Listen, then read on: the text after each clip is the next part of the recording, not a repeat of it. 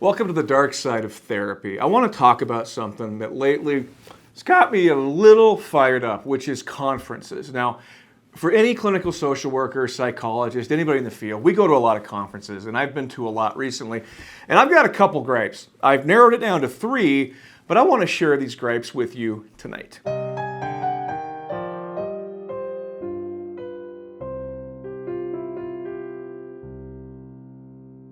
Welcome back to the dark side of therapy. This is Eric Nance. So tonight we're going to talk about some complaints I have with conferences. And I want to start with number 3, which is if you're going to have a huge, gigantic mental health conference, do not overbook. I went to a conference recently that was made to have 1,800 attendees. Guess how many we had? 3,000.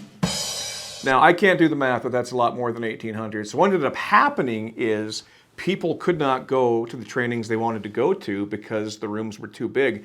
But then the conference administrators apparently let other people come in, and so we broke probably every fire code in the state. We had elderly people trying to sit down. Some of them had to go on the floor. That was not a pretty sight. And so my advice to you is when you have a conference, for goodness sake, do not overbook. And if people can't get in, I'm sorry, a tough loss, but that's the way it is. Do not overbook your conference. And one more complaint on that arena too. When you have nearly twice as many people, or close to that were supposed to attend, it gets hot.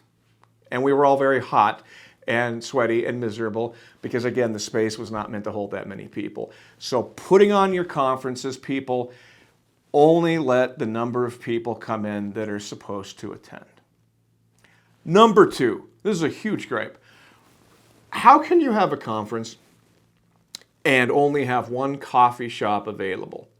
Now, I've been to a lot of conferences in the past. I don't expect a coffee kiosk on every room or in every room in a conference, but I definitely expect one on every floor, maybe a place to get some raisins or peanuts.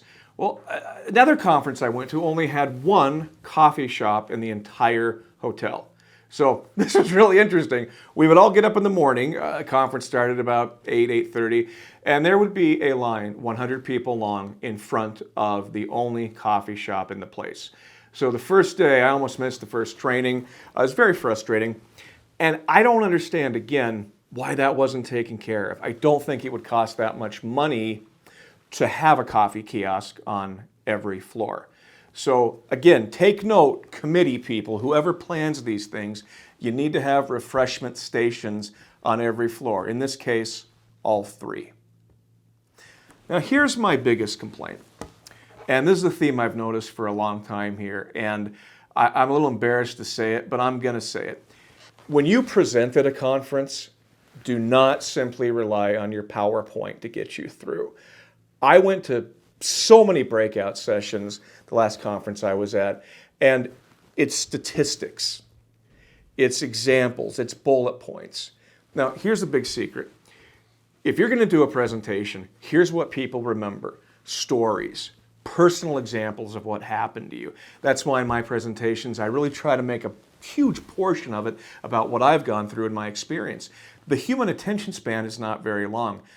One of my guests back in October 2022, Laura Sokola, she's an executive vocal coach, and she talks about this very thing, that if you only rely on your PowerPoint, you're not going to get through to people. And I can prove this because I looked around at a lot of different audience members, and they're on their phones because they're not feeling connected to the speaker.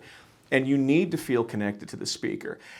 The term she used is executive presence, and I love that term. So if you're going to present, you have to be present. You have to connect in some way. Again, the attention span is not long enough. There's also a term we use in the field that I heard about a couple years ago. Never had a chance to use it until tonight, but look it up. It's called death by PowerPoint. I'll say it again, death by PowerPoint. And really it just means, again, that if people are only looking at your PowerPoint, they're not connecting with you. They're not getting any good energy from you. And they're going to miss a lot of what you say. So if I could offer one piece of advice to all the presenters out there, get trained.